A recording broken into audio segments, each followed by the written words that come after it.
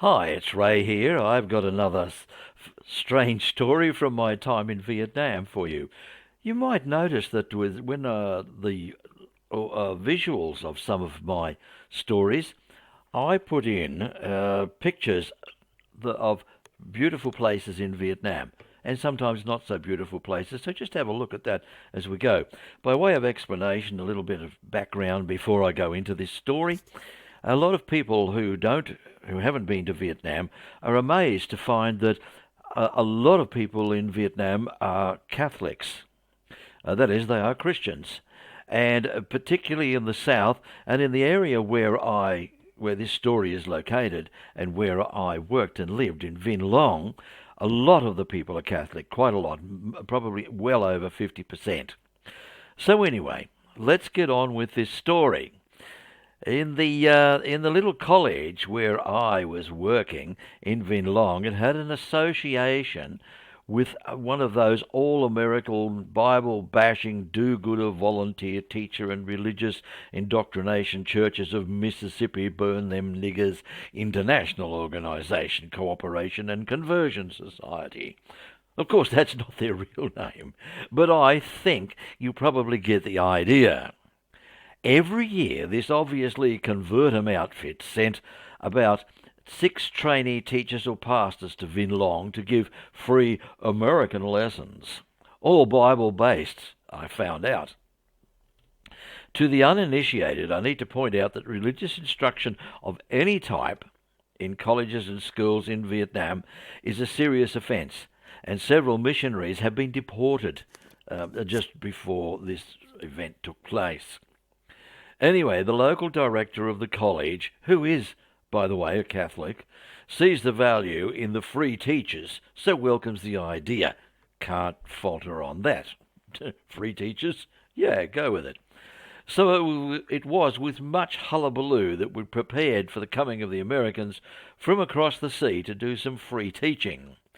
Oh boy, some Viet's a bit thick.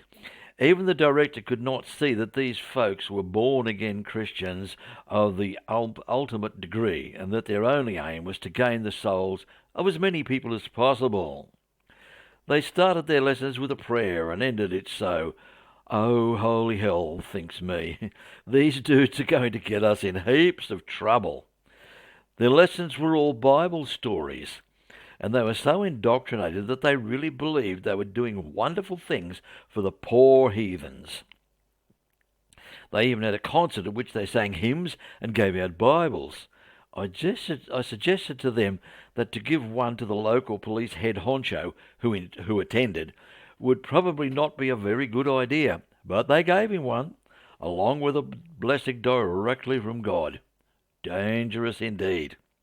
Anyway, he being a Vietnamese policeman and therefore somewhat lacking in intelligence department, did not immediately appreciate what was happening and was thankful for the gift of a nice book and the attention he got. Speaking with these people was an arduous task, as all they talked about was how God had saved them and how God was going to save us all, including me. Their ignorance was astounding, actually.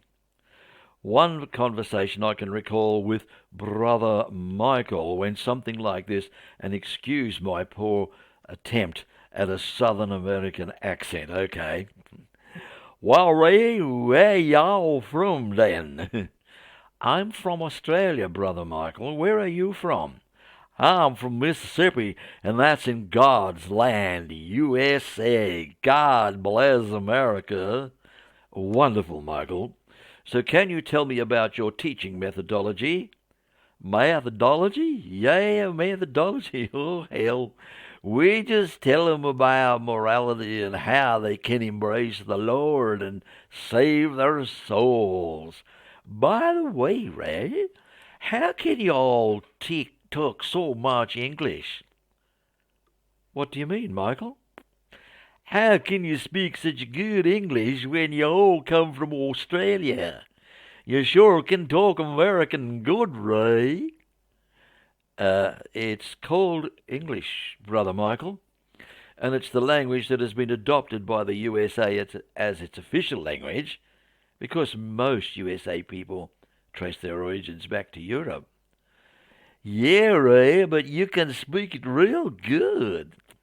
Do you all believe in the power of the Lord, Ray, and accept His saving grace as your own? Uh, no, Michael. As a matter of fact, I don't. But Ray, you're white. It's natural you'll be saved by the Lord. Thanks, Michael. But maybe the Lord could spend his efforts more productively somewhere else. Praise the Lord, Ray. Accept him into your heart, and he will deliver you from the clutches of temptation. Enough, thank you, Michael. I need to warn you that talking like that in a school can have serious consequences. You could be arrested. Ray, Jesus was arrested too. If it's good enough for him, it's good enough for me too. See you later, Michael. I have other things to do. I walk off, refusing his kind offer of a Bible of my very own, handwritten by God personally for me. The Americans left last night, and this morning the policeman has woken up and is asking questions. Thank the Lord they left early, and by so doing have probably diffused a somewhat uncomfortable situation. Praise the Lord.